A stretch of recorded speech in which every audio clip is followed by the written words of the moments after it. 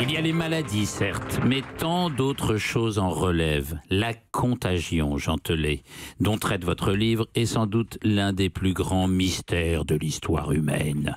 Peut-être à l'origine de ses plus importantes manifestations, la foi, la violence, la transe, tout ce qui relève de l'épidémie, plus que de la réflexion ou de la sagesse. L'émeute, la folie collective, l'égarement populaire qui peuvent prendre la forme de ces pneus dans lesquels on brûle les voleurs en pleine rue dans certains pays d'Afrique de l'Ouest, ou simplement du populisme, ce mal américain ou italien qui consiste à vouloir mettre l'incompétence au pouvoir pour voir, savoir si la perdition définitive pourrait mettre fin à l'angoisse comme une possession, mais par les urnes. Vos danseurs de Strasbourg, qui n'ont plus que leur corps à agiter comme un drapeau blanc contre la misère, ressemblent lointainement à tout cela, et nous leur ressemblons aussi sans doute. Dans son cadre post-moyenâgeux, comme pris dans le monde des tableaux de Bruegel, cette épidémie nous paraît lointaine, anecdotique. La danse de Saint-Guy, les possédés de Loudun, la chasse aux sorcières, la Saint-Barthélemy, tout ça c'est loin. Nous avons guéri, nous passons des jets d'eau froide et des exorcismes. Pensons-nous. Pourtant Internet, sans doute la plus grande incubatrice de contagion de tous les temps, avec sa puissance démultiplicatrice du faux et sa capacité de destruction, d'égarement ou de lynchage collectif, est là pour nous rappeler les fondamentaux de la contagion et leur terrifiante actualité.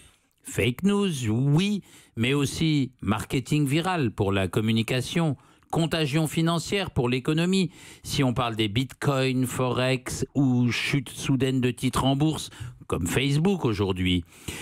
Contagion culturelle, quand le monde entier se trouve soudain captivé derrière Bertrand Chameroy par la fièvre d'un Gangnam Style, disparu aussi vite qu'apparu, ou par les vidéos d'un chat qui a juste l'air de mauvaise humeur, mais qui fait des milliards de vues, et on pourrait disséquer la part épidémique dans la radicalité religieuse, meurtrière et terroriste. On n'a jamais autant dansé dans sa bulle, chacun convaincu d'être unique, fier de son affirmation individuelle et pourtant pris au piège des contagions passagères ou durables. Le monde est une gigantesque soirée mousse des années 90. La mousse nous unit, la musique aussi, mais elle est faite de petites bulles qui éclatent vite et nous rendent ainsi à notre solitude avant que le canon n'en crache encore et encore. Seul l'épuisement peut mettre fin à ça, ou la raison.